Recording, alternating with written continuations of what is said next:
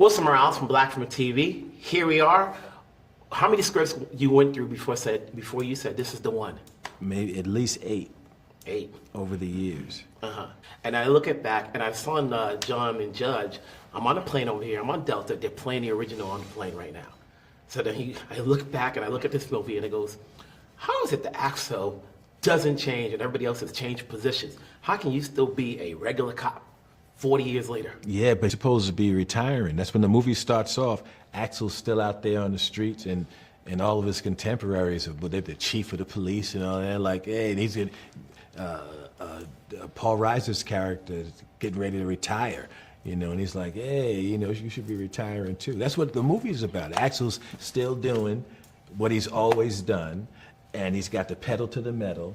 And in the meantime, it's ruined his marriage, and it's ruined. Has an estranged relationship with his daughter because he can't stop doing his Axel Foley thing. Speaking of daughters, you have one daughter on screen, make believe, and you got one daughter on screen, your real one. What's it like having that family affair? It was, the scene that we shot was cool, and because it was a play on the original scene when I get arrested. So to be getting arrested, and I'm in the car looking at it, and then my daughter's arrested me. It was funny. Is there anything you wanted not to do? When you talk about the 40-year gap between the first one and this one, is there anything you couldn't do to say, okay, Axel can't do that anymore? Yeah, they wanted me to do a lot of stuff. Most of all, they kept trying to make us do a joke where they put a banana in a tailpipe again. They kept saying, how about a banana in the tailpipe again? I was like, why? Why are you guys fixated on this banana in the tail? Every other day they was like, how about we could do banana right here, right? I was like, no, I resisted it. I kept resisting it, and I kept it out of the movie. And then Shaq, thank you for doing the commercial, Shaq. They got Shaq to do the banana, but Shaq with the banana. I was like, these motherfuckers got that banana in the movie. They would not rest till they got Shaq with it. It's funny, you mentioned the banana. In that first movie, it's Damon Wayans. In this movie, you've got Affion Crockett. You've always given shots to comedians in your films. Oh, yeah, yeah. What's the joy of bringing in somebody, not that they're new, but just giving them a shine? It's not giving them a shine. I love having help.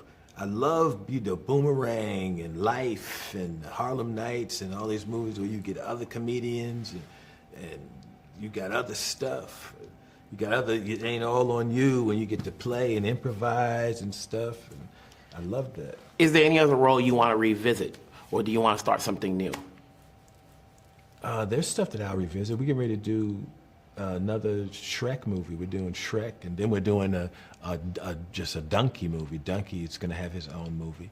And we're developing another Beverly Hills Cop right now. So if we can make it make sense and get good script, I'll revisit anything. We could figure out, why is this happening again, and why are we here, What is the joy of just continuing to work? Do you still have a lot more to offer? Yeah, I still feel inspired. I still feel creative, and I get joy out of doing something that works.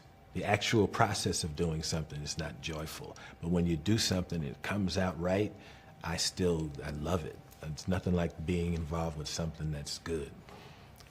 It's a pleasure talking to you. Congratulations on this movie. Thank you. Yes. Wilson Morales from Black Film TV. Here we are. We're back again. What was the excitement, or was there an excitement when they told you they want you back for the 4th film? When Jerry was on board, we felt like it was really going to happen. There were years where it was exciting, and then one draft would be written, a second draft, and then it just didn't, it just didn't hit, just didn't click. We felt like Jerry was going to bring it together. So did Eddie. Eddie really wanted it to be good. Axel's important to him, the franchise is important to him, and he was not going to do it unless, we knew he wasn't going to do it unless we had something, so. And yourself? Yeah, the same thing. They talked about it for years and years and years. We're doing it, we're not doing it, we're doing it, we're not doing it. So you move on with your life and you do other things and you wait, but I knew when it was going to be done that it would be done right, especially when Jerry got involved, because Jerry knows what he's doing. He's a great producer, and I knew Eddie was not going to do it unless Yeah. the script was right. So when I knew Eddie said okay, and Jerry was involved, they sent me the script. I read it, and I said, I'm in. You know, the original film is currently playing on Delta Airlines, and I got the chance to watch it again. Yeah, that's- and it's like, how long, you know, once it was going to happen, did you have to go back to the original, the first and second one, just to get an idea as to like, okay, you've read the script to see where your characters are going, and how much did you have a say as to where you wanted the characters to go? Yeah, no, that's funny that we didn't. Maybe one reason why we didn't have to go back is because they keep continually playing. It didn't feel like we had to go back and dig up something that had been buried. You know, it's still been part of our lives. Yeah, I mean, in the earlier ones, we developed those relationships and we solidified them. So when I got on the set, I mean, I knew who Taggart was. I knew who he was, and I knew who Billy was, and I knew who Axel was. So those relationships were already solidified, and we didn't have to try to dig something up, you know. Yeah, and the first time we'd seen each other in quite a while, Eddie got in the back of the unmarked car, and he looks at us and he says, at least we still resemble our characters. A lot of fun. Yeah. Obviously, it's good to see you guys back. You know, what's it going to get for anybody who's been living under a rock who doesn't know about Beverly Hills Cop to watch the fourth one? Well, we're excited about them.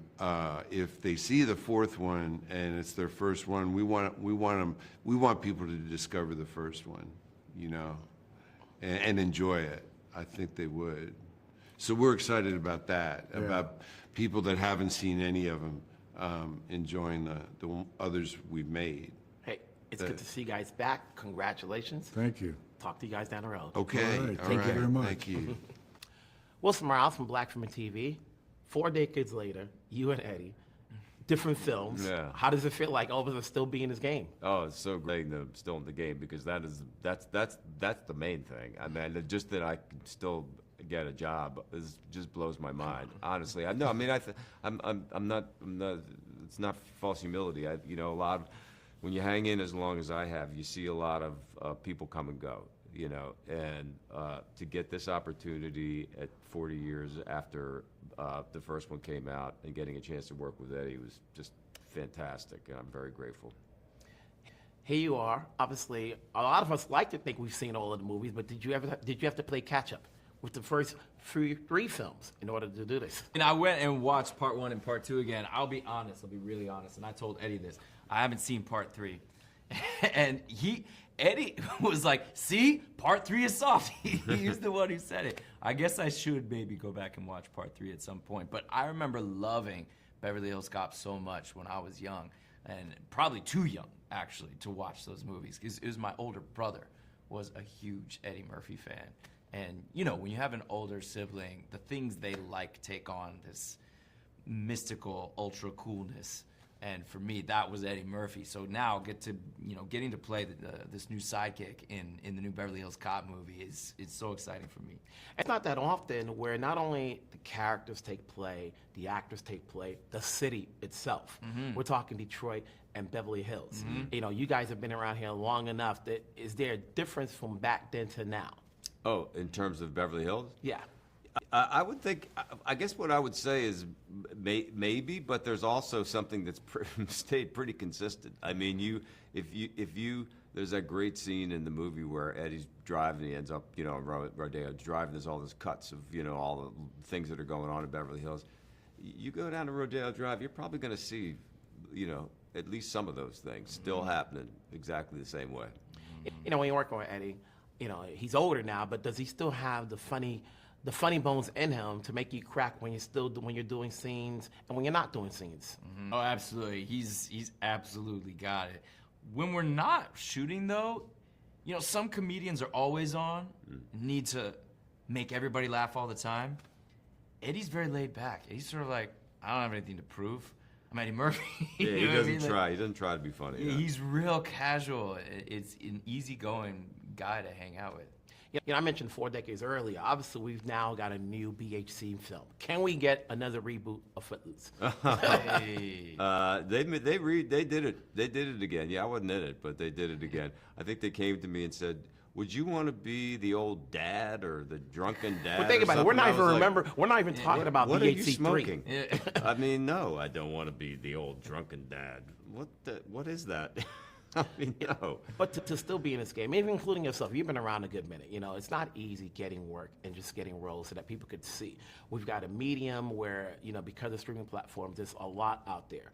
You know, sometimes the IP address is a good sell. But what is going to get people to watch this if they've been living in a closet and never heard of any of the previous 3 films?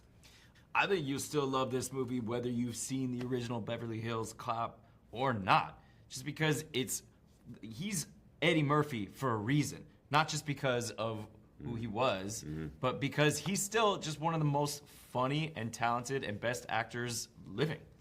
And that's still the same. And if you want just like a fun popcorn movie, it's gonna make you laugh, give you some thrills, a little bit of, you know, romance, a little bit of tears, kind of everything that Hollywood is good at, this is your ticket. Well, congrats on being in this movie. We'll talk down the road. All right, cheers.